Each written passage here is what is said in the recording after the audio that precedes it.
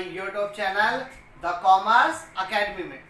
बच्चों आज हमारी ये कैश फ्लो स्टेटमेंट चैप्टर की 13 क्लास है और इस क्लास के अंदर बच्चों मैं आज आपको बोर्ड के पर्पज से सबसे इम्पोर्टेंट सवाल कराऊंगा और इसके साथ आज हमारे यहाँ ये कैश फ्लो का कॉन्सेप्ट यहीं पर खत्म हो जाएगा। सही है बच्चे, मैंने आपको 4 से 5 क्वेश्चन करा चुका हूँ कैश फ्लो के लॉन्ग क्वेश्चन, और वो क्वेश्चन कराए हैं जो बोर्ड में मैक्सिमम टाइम पूछे जाते हैं। तो बच्चे आप सभी को इन्हीं क्वेश्चनों की बार बार प्रैक्टिस करनी है और जो एडिशनल क्वेश्चन हो उनके करके देखो। यदि कोई प्रॉब्लम आती है तो आप उसको कमेंट बॉक्स में मेंशन करना, मैं उसको प्रॉब्लम को सॉल्व कर दूंगा। सही है बच्चों। एक चीज और है, आप सब बच्चे वीडियो देख रहे हो, आप आ चुके हो, तो बच्चे वीडियो को लाइक कर अपनी प्रेजेंट तो लगाओ। लगा दी या नहीं लगाए? चलो जल्दी से वीडियो को लाइक बटन पे प्रेजेंट लगाओ। सब बच्चे देखना चाहता हूँ कौन कौन बच्चा उसे वो कर रहा है, प्रेजेंट है यहाँ पर। चलो स्टार्ट करें बच्चे हमारी जो बुक्स चल रही है 20 एडिशन की चल रही है टीएस गिरवाल की 20 एडिशन की किताब है बच्चे। इसका क्वेश्चन नंबर आज हम करने वाले हैं 50। बहुत अच्छा क्वेश्चन है, बोर्ड के पर्पज से इंपॉर्टेंट है, इसलिए मैं इसे पूरे के क्वेश्चन को कराने वाला हूँ। सब बच्चे फटाफट बुक्स ओपन करो, पेज नंबर 5.107। बच्चे पुरानी जिन बच्चों के पास ओल्ड बुक है उस बुक्स में भी ये सवाल होगा, लेकिन नंबर ऑफ क्वेश्चन चेंज होगा। एक बार मैं अमाउंट बोल देता हूँ, आप अपनी अमाउंट को मैच कर लेना। बच्चे हमें दो बैलेंस शीट दी है, एक बैलेंस शीट का टोटल 9 लाख दिया, 9 लाख रुपए, और दूसरी का दिया 7,48,000, तो 7,48,000 रुपये। ये दोनों बैलेंस देखो जल्दी से, मिल गया। चलो स्टार्ट करें सब बच्चे मैंने आपको स्टार्टिंग में सबसे पहले जाओ नीचे, सबसे पहले जाओ क्वेश्चन के लास्ट में। क्वेश्चन के लास्ट में आप जाओगे तो प्रिपेयर करना cash flow statement for the year ending 2000 और कंप्लाइन करना विद AS3। बच्चे AS3 ने ये आपको फॉर्मेट दिया जिसको फॉलो करना पड़ता है, और मैं आपको हर क्वेश्चन इसी फॉर्मेट में कराता हूँ। सही है, चलो तो स्टार्ट करें बच्चे। क्वेश्चन में बोला प्रिपेयर करना कैश फ्लो स्टेटमेंट। जब क्वेश्चन में बोला जाएगा बनानी है कैश फ्लो स्टेटमेंट, तो आपको 3 एक्टिविटी बनानी थी, ऑपरेटिंग, इन्वेस्टिंग, फाइनेंसिंग। तो ये हमारी पूरी एक्टिविटी ऑपरेटिंग कहलाती है, ये इन्वेस्टिंग कहलाती है, देखो लिखा भी है, और ये फाइनेंसिंग कहलाती है। और ये क्या कहलाता है बच्चे? यहाँ पर सबसे पहला नाम जो आता है वो आता है profit before extra ordinary item.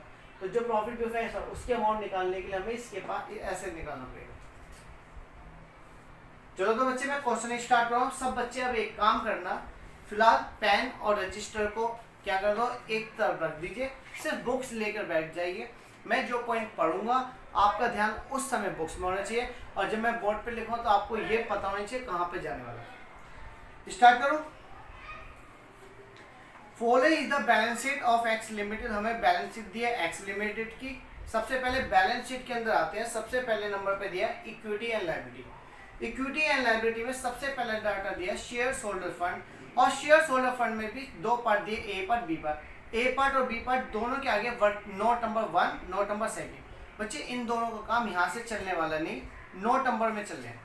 Note number में आए तो नोट्स पर आओ। नोट्स में पहले नंबर देखना शेयर्स कैपिटल वाला।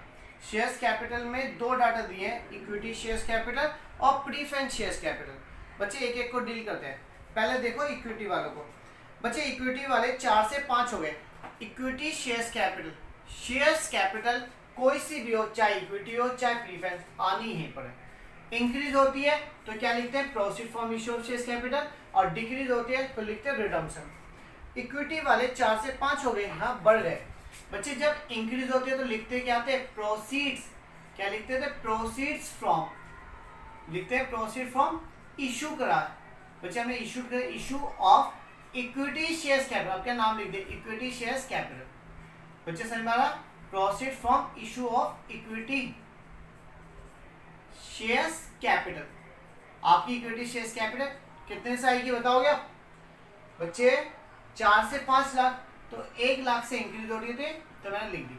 बच्चे इसी के जस्ट नीचे दिया प्रीफरेंस शेयर्स कैपिटल, तो प्रीफरेंस शेयर्स कैपिटल 150 से 1 लाख, ये घट रही है। बच्चे जब घटती है तो इसका नाम लिखते हैं रिडम्पशन। क्या लिखते हैं, रिडम्पशन। किस चीज का कर रहे हैं, ऑफ 10% प्रीफरेंस शेयर्स कैपिटल का, 10% preference shares capital, preference shares capital का रिडम्पशन।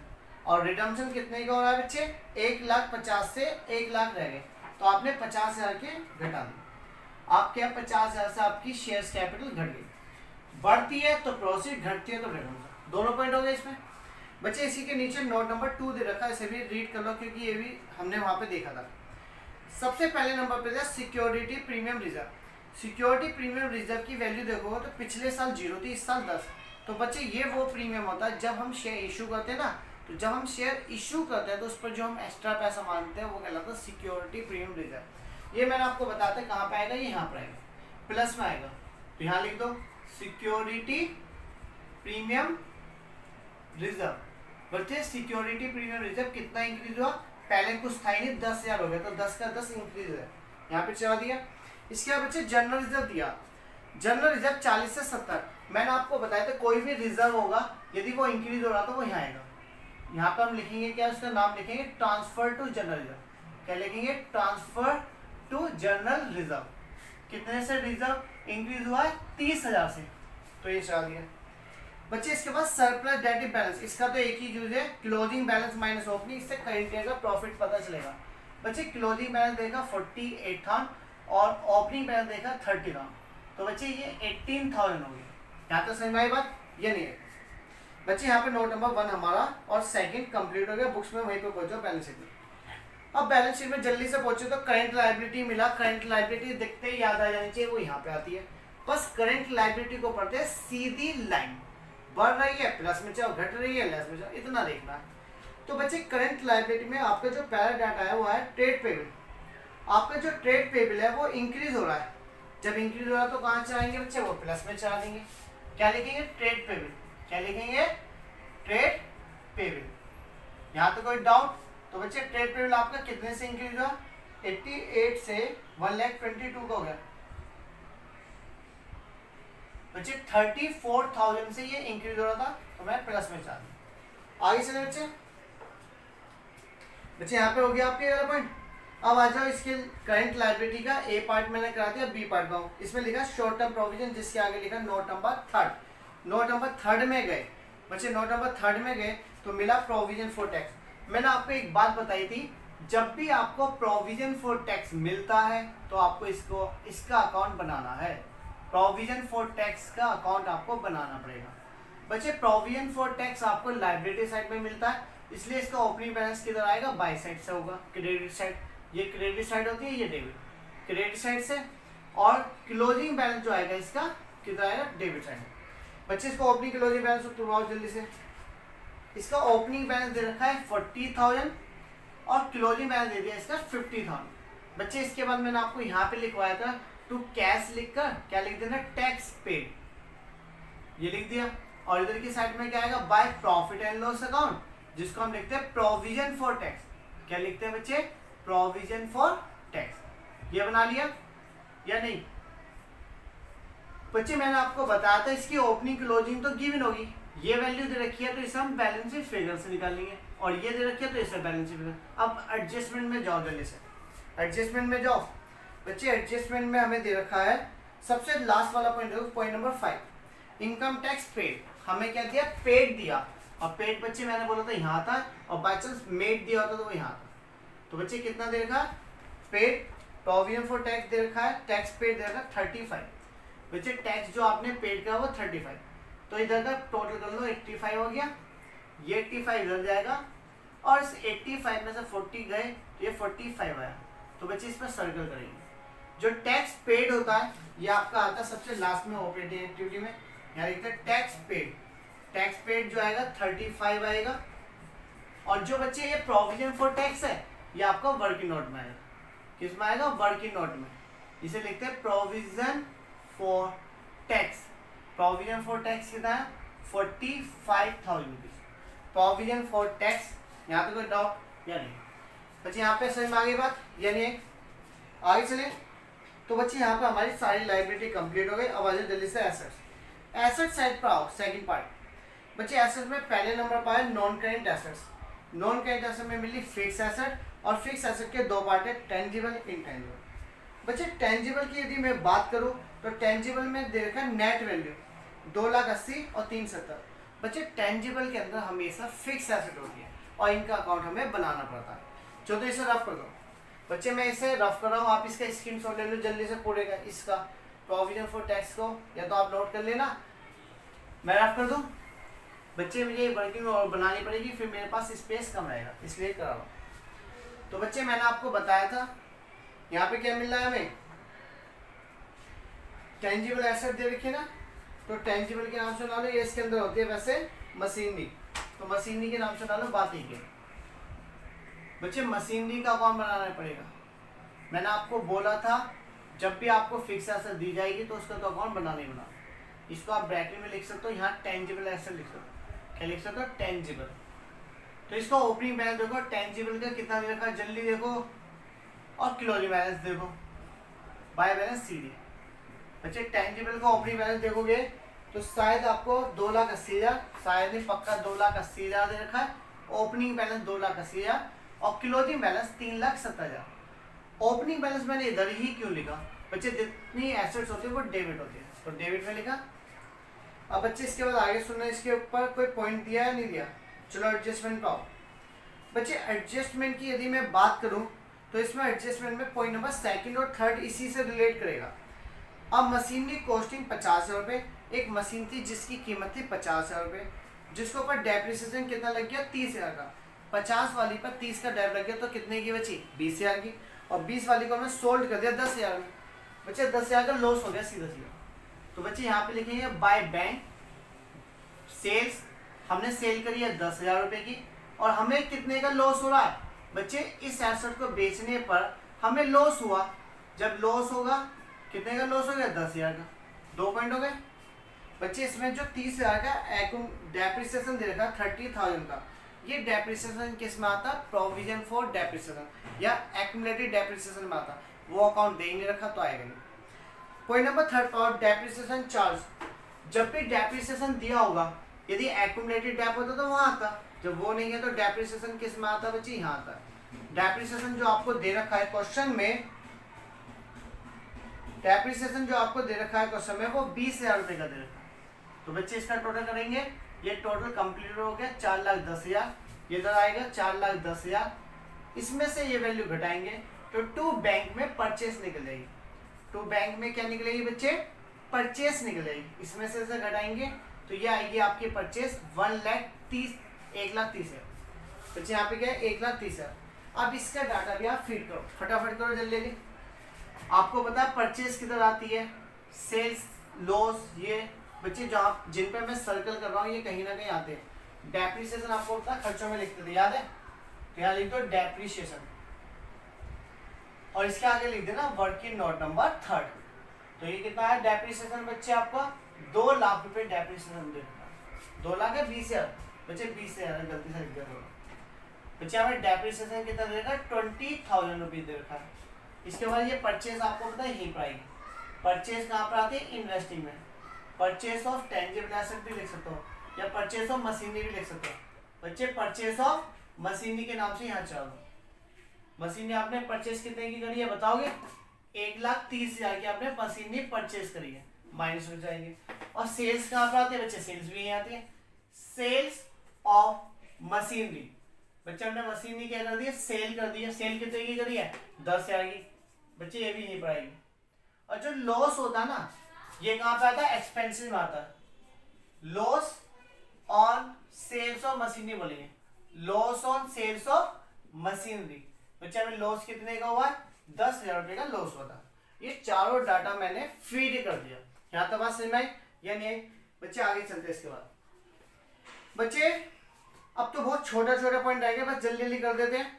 एक रह गया इंटेंजिबल एसेट, जिसके आगे लिखा ब्रैकेट में गुडविल बच्चे, गुडविल आपकी 1,15 से 90,000 की हो गई बच्चे, 1,15 गुडविल घटती है तो यहाँ आती है और बढ़ती है तो यहाँ, तो गुडविल हमारे यहाँ पे घट रही है, तो यहाँ पे चला देंगे गुडविल के नाम से, गुडविल रिटन ऑफ के नाम से जाएंगे बच्चे। आपकी जो गुडविल घटी है वो 25,000 से घटी है, 1,15,000 से बच्चे, 1,15,000 से आपकी गुडविल कितनी हो गई है 90,000, यहाँ तो बात में।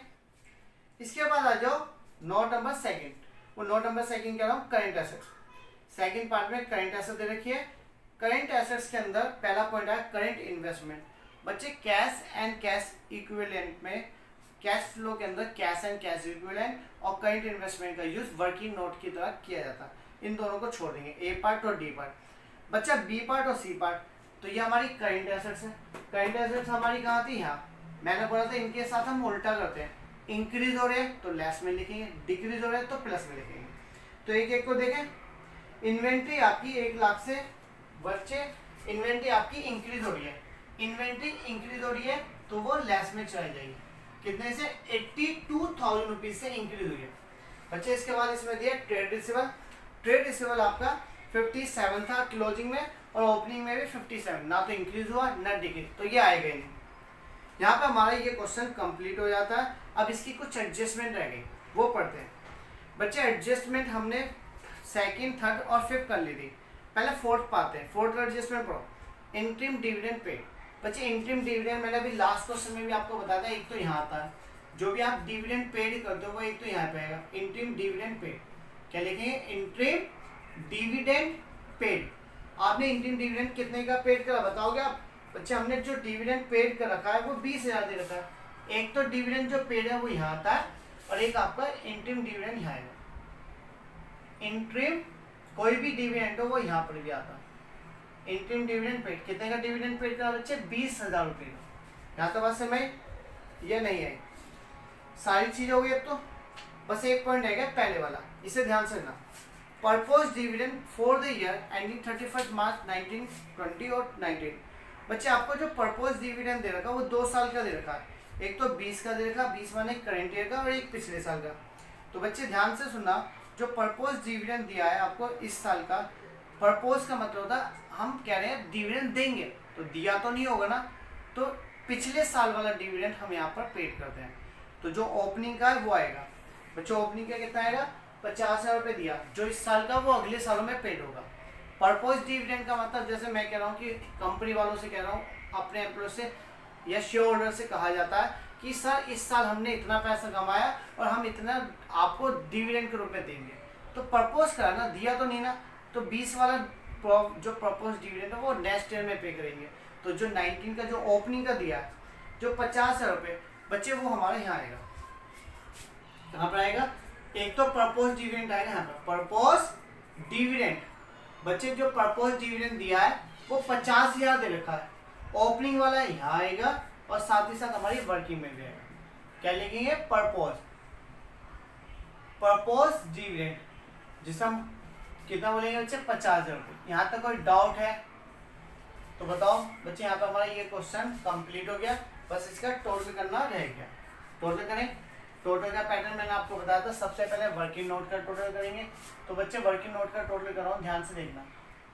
5 2 5 4 9 10 1,63,000 इसका टोटल आया। ये 1,63,000 आएगा, 1,63,000 बच्चे। इस बार में ये तीनों चीजें प्लस करें, माइनस करने को तो कुछ है ही नहीं, तो ये प्लस हो जाएगा। तो ये आ जाएगा आपका 1,63,000 में ये हमने ऐड करा, 1,60,000 में ये ऐड कर दो, ये आया बच्चे इस टोटल में। यहाँ पे ध्यान से देखना, इसमें हमें ये प्लस करना है और ये दोनों माइनस करने हैं। इसमें ये हम प्लस करें, ये दोनों माइनस करें, तो इसका टोटल आएगा आपका, इसमें ये प्लस, इससे बच्चे 1,35,000 आ रहा है, ठीक है।